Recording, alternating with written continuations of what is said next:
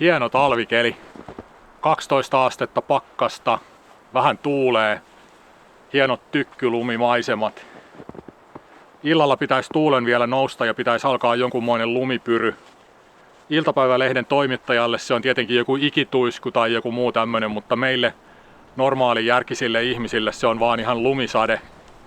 Mutta mennään tonne järven toiseen päähän, leiriydytään sinne yöksi. Katsotaan minkämoinen pyry tulee. Jonkun verran kumminkin lunta on ilmeisesti odotettavissa seuraavan vuorokauden aikana ainakin. Ja mulla on kotateltta mukana, mulla on puolisäkkiä hyvää polttopuutakin tossa mukana siihen ja sillä lailla, että ihan mukavat oltavat pitäisi olla. Ja katsotaan minkälaiseksi keli tästä yltyy vai yltyykö minkäänlaiseksi.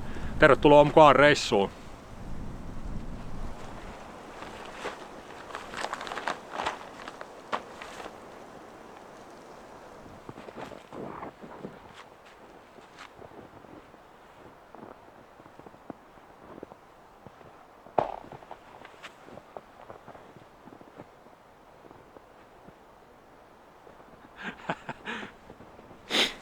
Kokeilin vähän jäätä tässä rannassa ja astuin tohon, mutta se rusahti ikävästi ja pelästyin ihan sikana ja jalanjäljet kastu vedestä tossa. Että kyllä tämmöisillä pienillä järvillä pitäisi ihan hyvä jäätilanne ruveta jo olemaan, mutta en mä nyt kyllä aio uhkarohkeasti tässä kokeilla kauheasti mitään. Tää on vaan ihan tavallinen metsäjärvi, ei ole mikään retkeilymaasto tai suojelualue. Yksi Suomen 187 888 järvestä.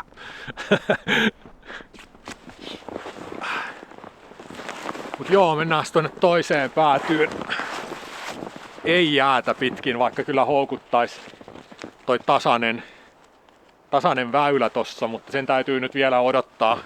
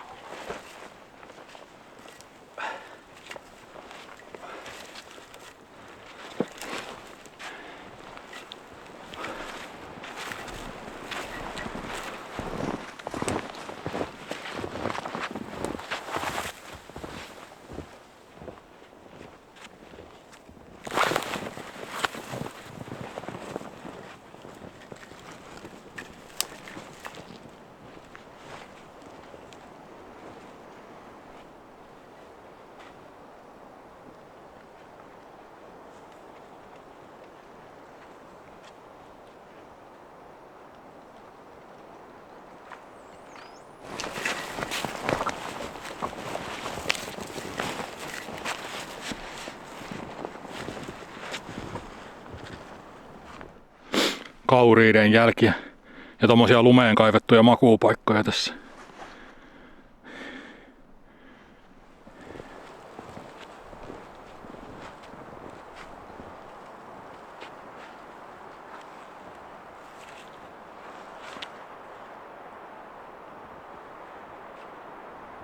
No niin, päästiin tänne leiripaikoille. Tää on tämmönen suunnilleen 300 metriä pitkä niemi, mikä kurkottaa tonne järvelle päin tohon suuntaan, että kärki on tuolla. Ja me ollaan tässä niinku suunnilleen puolivälissä tätä niemen mittaa tässä. Ja nyt oli niin hyvä tuuri, että tää on vähän niinku tuulelta suojassa tämä puoli, että tuulen pääsuunta on tuolta niinku metsän läpi eikä täältä jään puolelta, että se vähän niinku siivi löytyy tuolta metsän läpi, niin se heti rauhoittaa tilannetta paljon. Ja vois käydä tuolla niemen kärjessä vielä kääntymässä ennen kuin rupean laittamaan leiriä pystyyn.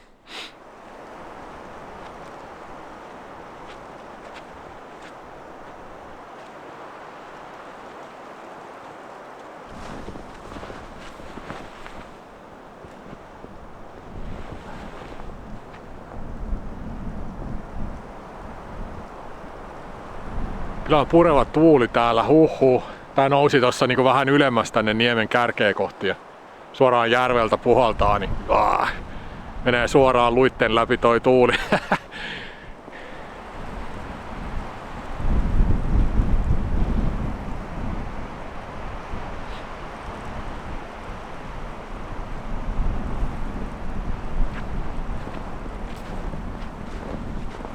Hyvin tuommoista tavanomaista suomimaisemaa.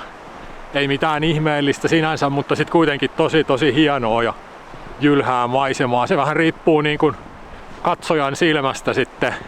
Mulle tämmöiset paikat on ihan mahdottoman tärkeitä, että jopa tärkeämpiä kuin joku tunturi jossain 1000 kilometrin päässä. Että mä oon tällä hetkellä joku arviolta 35-40 kilsaa Tampereen ytimestä ja täällä ei ole yhtään ketään, että täällä mä oon yksin. Ja sillä lailla, että tämmöiset paikat on vaan ihan parhaita kyllä. Vaikka kyllä sinne erämaihinkin sitten niin kuin aina haluaa uudestaan, mutta nämä paikat on tietyllä tapaa semmoinen niin kuin elinehto.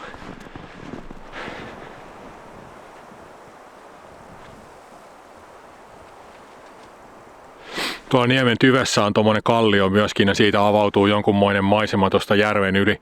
Ehkä vähän avarampi kuin tuolta niemen kärjestä, niin käydään siinä sitten vaikka aamulla. Nyt pitää laittaa teltta pystyyn tässä ja päivä alkaa taittua illaksi. Talvipäivän seisaukseen on 9 päivää ja päivän pituus tässä Pirkanmaan korkeudella on nyt tällä hetkellä 5,5 tuntia, että aika lyhyeksi käy. Mutta 9 päivää ja sitten taas elämä voittaa. Mä ajattelin, että teltan paikka voisi olla tossa suopursujen päällä ja siinä on pehmeä alusta ja semmonen mukautuva alusta, niin mä uskon, että se olisi ihan hyvä niin kuin makuupaikka kyllä.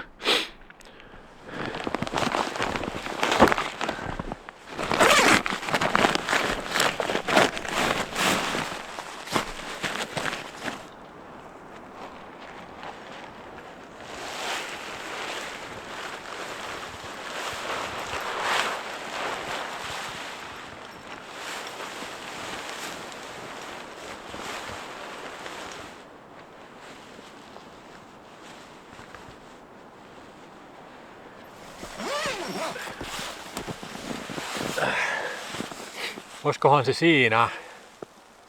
Kyllä se voisi olla. Sitten vaan kamiina paikalleen.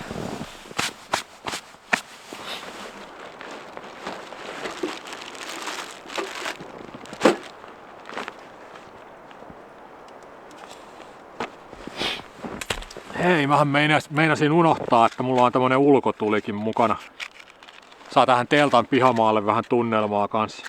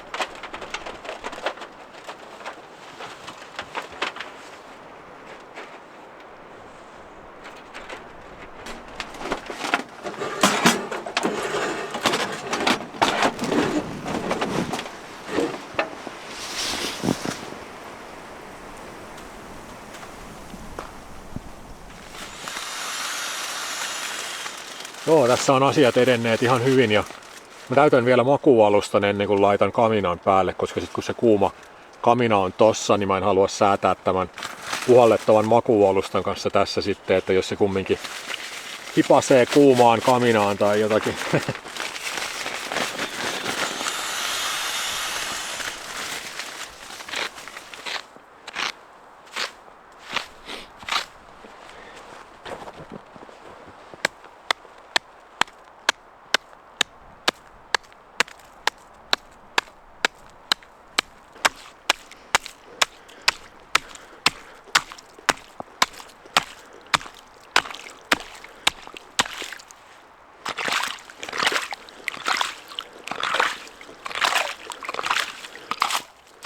Olisikohan nyt jutut siinä mallissa, että voisi laittaa vähän lämpöä kämppään ja nauttia olostaan hetken?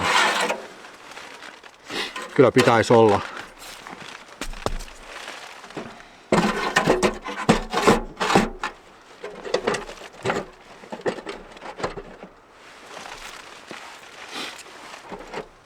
Vähän puuta sinne pohjalle.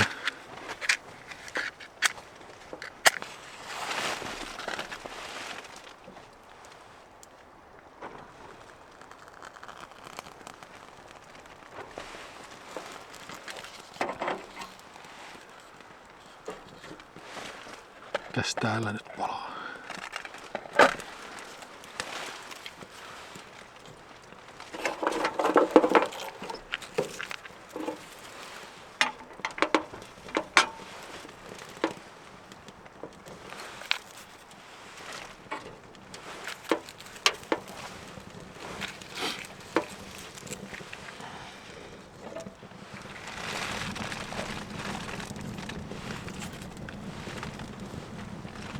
Noin, siitä se lähtee. Ja hyvin palaa tommonen takkapuulaatuinen polttopuu, tietysti antaa paljon lämpöä. Tämmönen pieni telttahan lämpee niinku saman tien, kun ton kaminan laittaa päälle. Siinä ei kauaa tarvitse odottaa.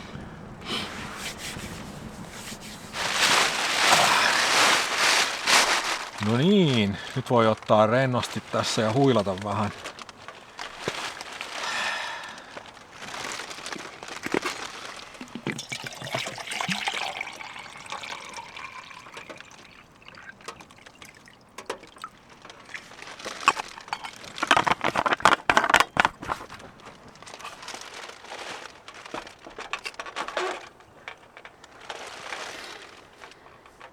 Näin, nyt on kahvia vähän saatu tässä ja nautittu kaminan lämmöstä ja huilittu tässä, niin nyt olisi aika tehdä ruokaa. Ja tarkoitus on tehdä karjalan paistia. Mulla on lihat tässä siihen. Tässä on naudan paahtopaistia, porsaan sisäfilettä, 120 grammaa kumpaakin, eli ihan hyvä määrä yhdelle ihmiselle. Ja lihat kuutioiksi. Sitten mä paistan niitä voissa niin kuin kattilan pohjalla vähäsen, tai ainakin yritän. Ja sitten lisään siihen vettä, pippuria, laakerin lehteä, suolaa.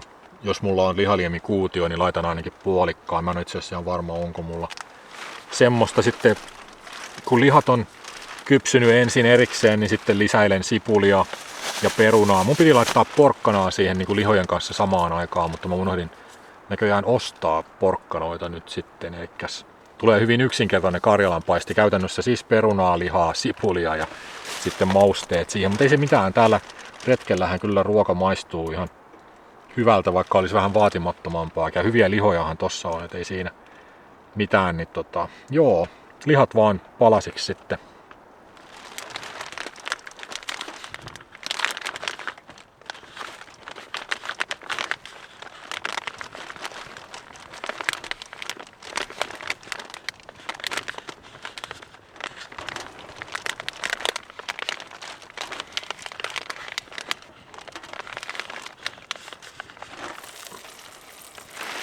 Noin, mä sulatin voita kattilan pohjalle ja sitten lihat vaan sinne.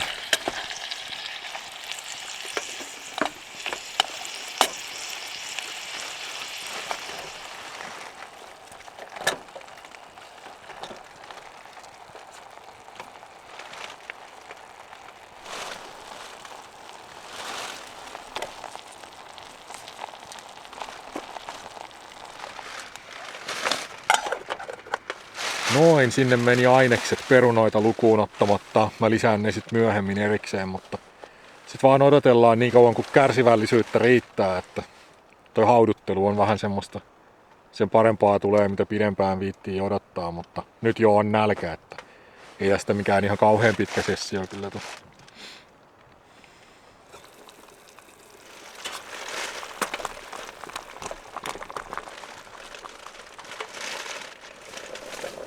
Ja nyt on lumipyry alkanut. Tuuli kiihdyttelee myös kunnon puuskia välillä ja pudottaa välillä puusta semmoisen lumipaakun teltan päälle. Aikamoinen tömähdys kuuluu aina välillä. Sehän voi olla käytännössä ihan joku pienikin, mutta se ääni tietysti kuulostaa tosi isolta tänne sisälle.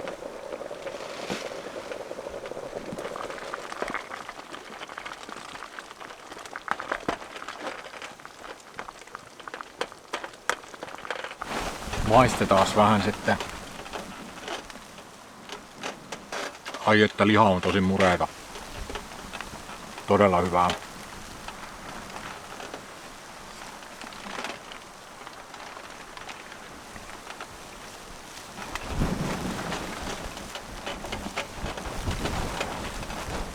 Tuli ihan maukasta kyllä. Kyllä toi pitkään kypsyttäminen on aika kova juttu.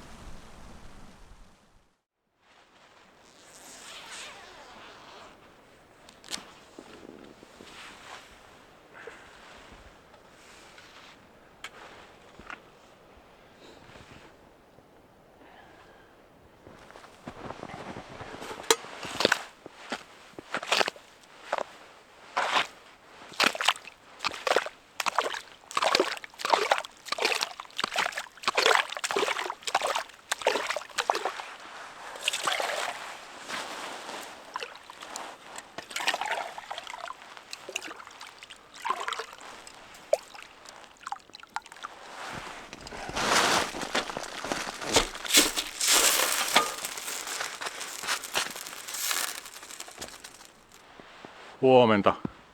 Kello tulee 8:30 kohta. Kyllä sitä lunta vaan aika paljon on tullut yön aikana, että teltta on tosi raskaasti painunut sisään ja paljon lunta tuossa päällä. Nyt se tietysti valui jo pois tosta, kun nousin teltasta ja se liikahti ja näin, mutta hyvin se kuitenkin kesti sen lumikuorman, et ei siinä. Se on vielä kun on lämmin teltta, niin sehän tietenkin niinku sulattaa siihen päälle tuota lumipyryä ja sitten se jäätyy siellä alempana helmassa ja se kerryttää varmaan jopa enemmän ehkä tavaraa siihen päälle kuin että jos olisi kylmä teltta. Toi lämmittäminen ei ole mikään semmonen niinku yksioikoinen asia, vaan siinäkin on hyvät ja huonot puolet.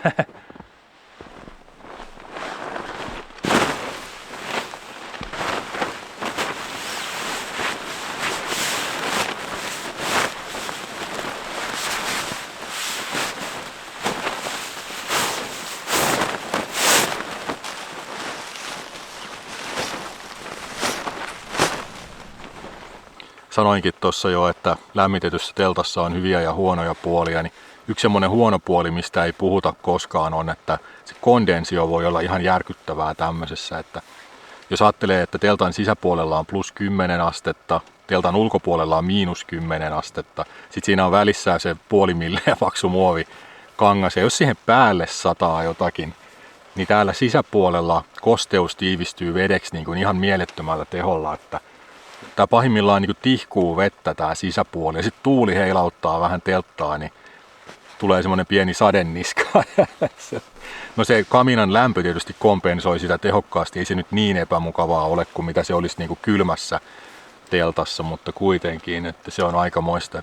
No sit kun ei saada mitään teltan päälle, niin sittenhän se on ihan ok, että vaikka on se iso ero siinä lämmin ja kylmä, niin tyyliin 2/3 tästä mun teltasta pysyy kuivana ja lämpimänä niin kuin yläosasta ja sitten toi helma on kyllä jäässä ja siinä välissä kun se jää niin kuin vaihtuu siihen lämpimään, niin siinä on toki aina jonkun verran niin kuin vettä sitten sisäpinnassa, mutta se nyt on ihan siedettävä, mutta se kun siihen lämpimän teltan päälle sataa tavaraa ja sisäpuolella on lämmin, niin se on aika hurjaa välillä kyllä se veden määrä.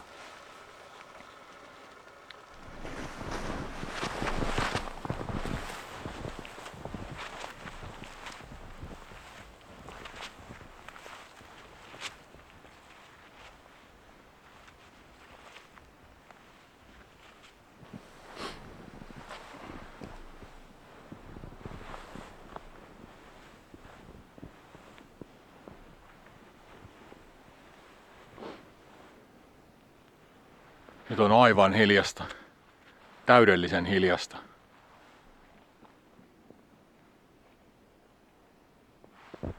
Ja jotenkin seesteistä niin kuin muutenkin. Ei yhtään lintuakaan missään. Aivan täydellinen hiljaisuus.